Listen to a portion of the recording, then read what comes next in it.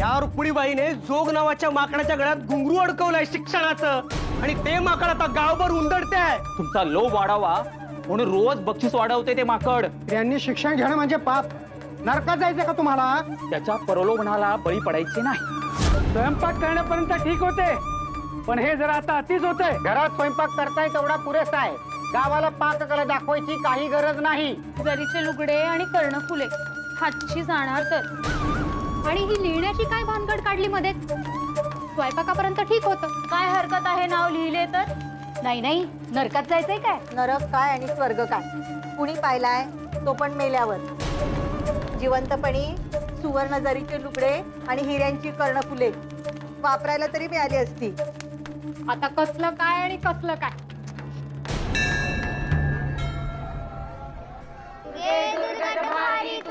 संसारी अनाथ अंबे करुणा विस्तारी वारी वारी जन्म मरणाचे वारी भारी पडलो आता संकट निवारी.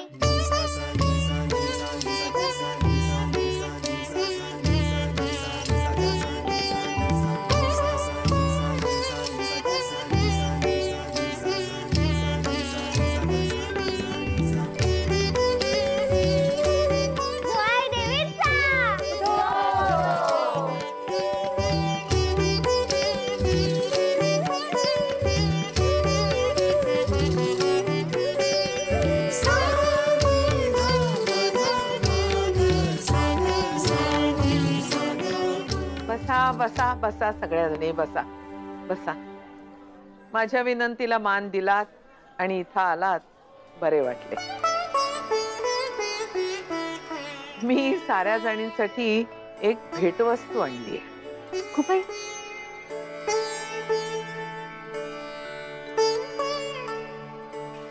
पण ती देण्याआधी थोडे मनातले बोलते. तुम्हाला ठाऊक आहे, माझी लाडकी सून राधा 6 महिन्यापूर्वी गेली.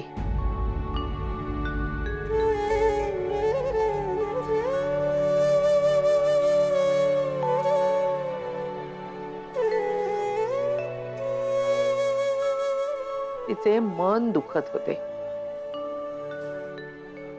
आणि मग शरीरही आजारी झाले.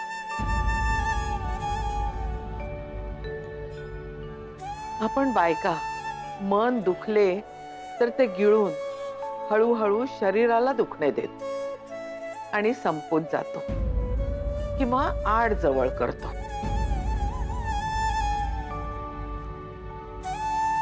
पण परमेश्वरानं आपल्याला दिलेल्या बुद्धीचा वापर करून उपाय काही शोधत नाही, आणि तो शोधला तरी तो अंमलात आणण्याचे धाडसही करत नाही. का ठाऊके? आपणच आपली किंमत ठेवत नाही आणि आपण परावलंबी असतो. हो होय. हो हो बरोबर आहे. वास्तविक महाकाली, महासरस्वती, महालक्ष्मी यांची आपण पूजा करतो. आई झोळाई देवी त्यांचेच एक रूप आहे. मग आपल्यातल्या स्त्रीत्वाचा मान का नाही ठेवत आपण?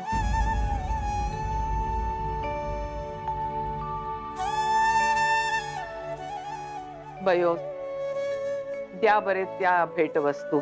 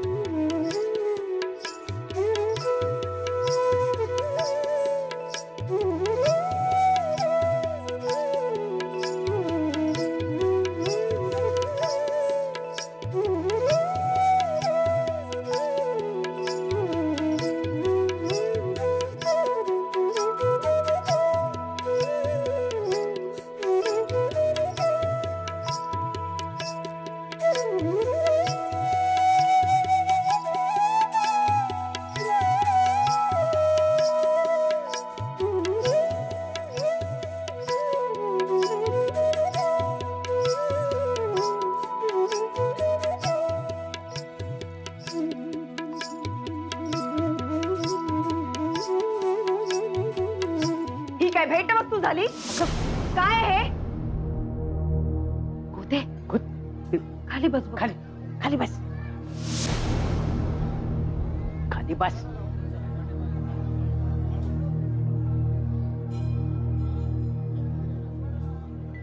ही महासरस्वतीची पूजा आहे. महासरस्वती विद्येची देवता. मग तिचे पूजन विद्याभ्यास करूनच व्हायला हवे. निदान लिहायला वाचायला तरी यायलाच हवे आपल्याला. अगोबाई, पण शिक्षण माणसाला स्वावलंबी व्हायला मदत करते. पण आमचे नवरे नाही म्हणतायत. हो, बायका शिकल्या की धर्म बुडतो असं म्हणतात. ते सगळे चुकीचे आहे.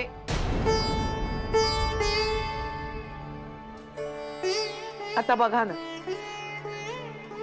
विद्येची देवता ही एक स्त्रीच आहे.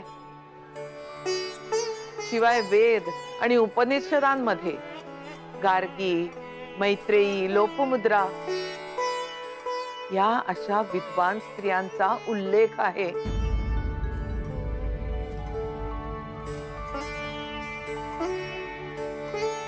त्याबद्दल बोलूच आपण नंतर कधीतरी. पण मुद्दा हा की धर्मानेच आपल्याला हा अधिकार दिलेला आहे. शिक्षणानं ज्ञान तर मिळतेच, पण आपला आत्मविश्वास वाढतो, भीती कमी होते आणि आपल्या कुटुंबातील मुलाबाळांचे भले करण्यासाठी त्याचा हातभार लागतो. आज माझी राधा शिकली असती तर ठाम उभी राहू शकली असती, वाचली असती. पण त्यावरून धडा घेऊन माझी सुमन मात्र शिकणार आहे.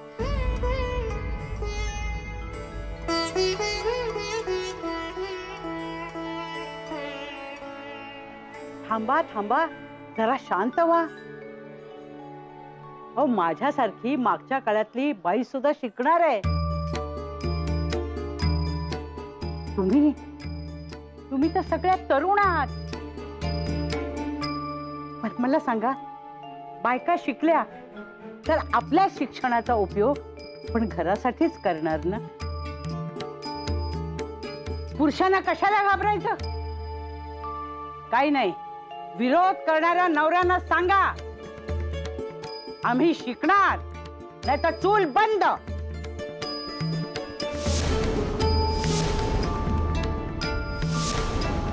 कसं आहे माहित आहे का, बाईला सारीच रूपे घ्यावी लागतात. सरस्वती, लक्ष्मी आणि त्याचबरोबर अधून मधून काली सुद्धा व्हावं लागतं. तेव्हा आपण ही तिन्ही रूपं घेऊया आणि आपण स्वतःला, आपल्या घराला, आपल्या गावाला आणि आपल्याला प्रगतीच्या मार्गावर नेऊया. कालचक्राबरोबर आपण सुद्धा पुढे पुढे जायला हवं, हो की नाही?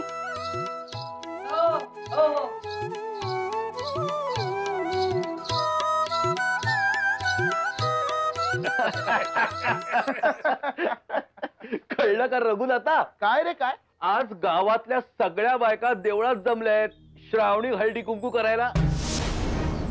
अरे वा वा वा, अरे छानच आहे की. मग खर तरी असं व्रत वैकल्य करणे, हळदी कुंकू, मंगळागौरी साजऱ्या करणे हे शोभते बायकांना. पत्नी धर्म, गृहिणी धर्म निभावणे हे त्यांचे काम. पण काही जण बायकांनी पाठीवर लिहितो म्हटलं की हुरळून जातात. लिहून दाखवणाऱ्यांना बक्षीस जाहीर करतात.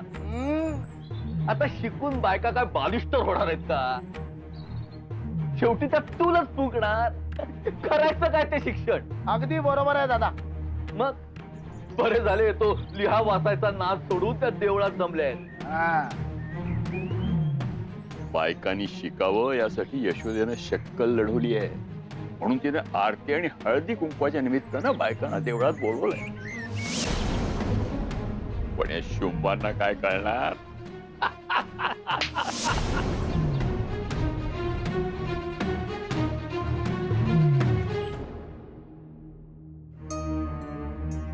मी थोडे बोलू का?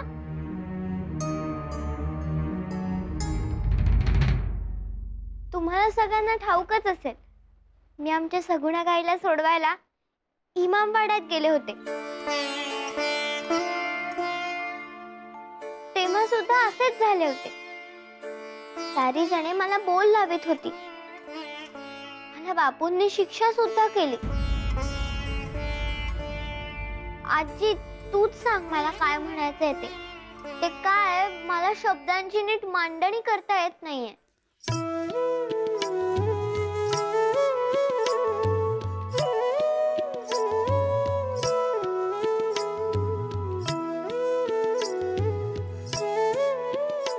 तिला असे म्हणायचे की त्यावेळी साऱ्यांनी बोल लावले खरे,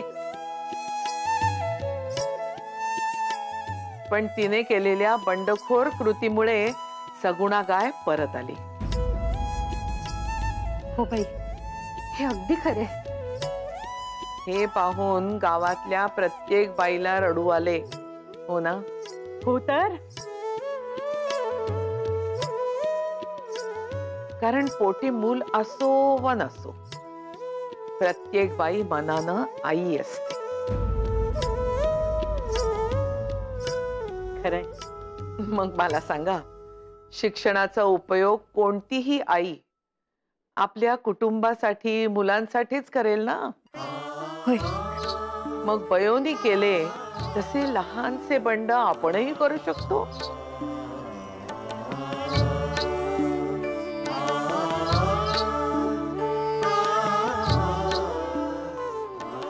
कावेरी वहिनींनी सांगितल्याप्रमाणे जर शिकू दिले नाही तर चूल बंद. मी बापू भाऊजींनाही सांगितले, हिम्मत असेल तर 2 दिवस स्वयंपाकघर सांभाळून दाखवा.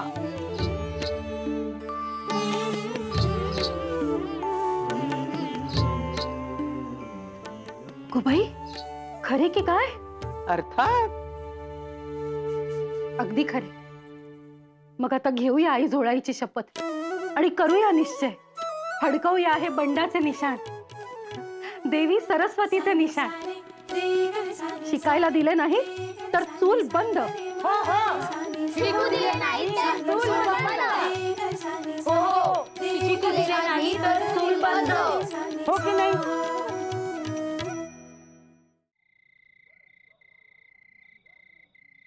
काय झाले? स्वारी विचारांच्या भुयारात जाऊन बसलेली दिसते पुन्हा. बरोबर ओळखले. काही नाही, असेच एकटे एकटे वाटते आहे. गावातल्या आणि घरातल्या गोष्टींमध्ये मी इतकी अडकलीये की माझे तुमच्याकडे दुर्लक्षच होते. अहो, मी कुकुले बाळ आहे का? तुम्ही पण असे वागता? तुम्हाला सांगू का, बायकांना ज्यांच्याबद्दल माया असते ना, ती सारी माणसे बाळच वाटतात. त्यात वयाचा काहीही संबंध नसतो. तुम्हाला सांगू, कधी कधी मला आप्पाही रागावले ना की बाळच वाटतात. अहो, धन्य आहात तुम्ही आजीबाई. पण लहान आहात तुम्ही. आपण एवढेही मोठ्यांसारखे वागू नये. अहो, मोठ्यांसारखे नाही हो, पण मी कसे माझ्या मनातले तुमच्याशी बोलते, तसे आता तुम्ही बोला. आता आपण दोघे सोडून इतर कुठलेही विषय नाही. आपण की नाही रोज थोडा वेळ आपल्यासाठी ठेवायचा आणि मनातले बोलायचे. तुम्ही तुमच्या मनातले बोला, मी माझा. समोरच्याने फक्त ऐकायचे. मन मोकळे व्हायला हवे, हे मुख्य. चालेल चालेल, हे आवडले मला. हे छान आहे. मग आता बोला तुम्ही.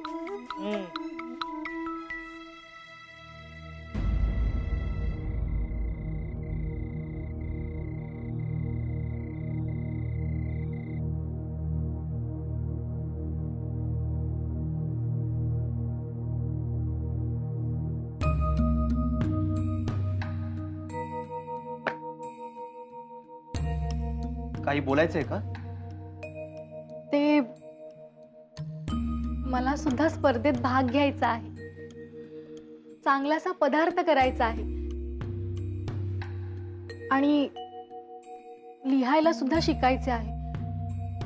तुम्ही मला, म्हणजे तुमची परवानगी आहे ना? माझी परवानगी?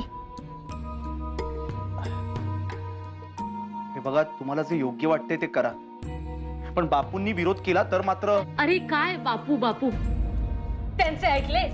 त्यांनी जे जे सांगितले तसाच वागलास आणि म्हणून गेली राधा. आणि अजूनही घाबरतोस, अजूनही कच खातोस?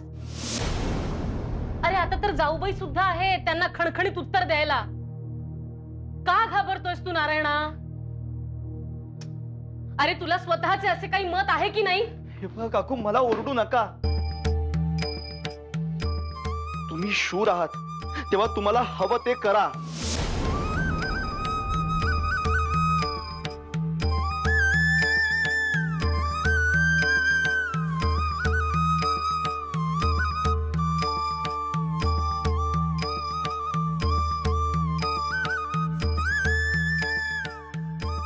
सुमन, तुला स्पर्धेत भाग घ्यायचा आहे ना? हो, मग तू भाग घ्यायचास. नारायणाकडून तुला फारसा विरोध होणार नाही. आणि माझे बघतेस ना मी आमच्या यांना कसा विरोध करतात ते. मी सुद्धा स्पर्धेत भाग घेणार म्हणजे घेणार.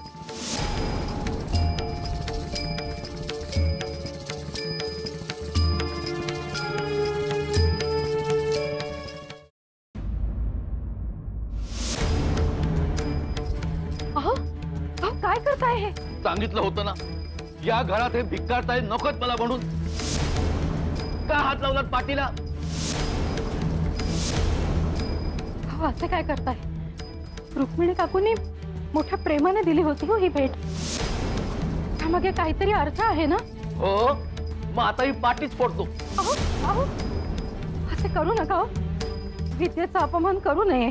आणि नवऱ्याचा करावा हेच शिकवते रुक्मिणी काकू. मुळीच नाही. मुळात हे सारे पुरुषांच्या विरोधात आहे. ही समजच चुकीची आहे हो. बायकांची प्रगती म्हणजे पुरुषांची अधोगती असे का असते? मला तत्वज्ञान सांगू नका. या पाठीमुळे गावात भांडण तंटे वाढणार आहेत. या पाठीला हात लावायचा नाही म्हणजे नाही. ठीक आहे, मग मी सुद्धा आजपासून स्वयंपाकाला हात लावणार नाही. काय? जे ऐकले तेच.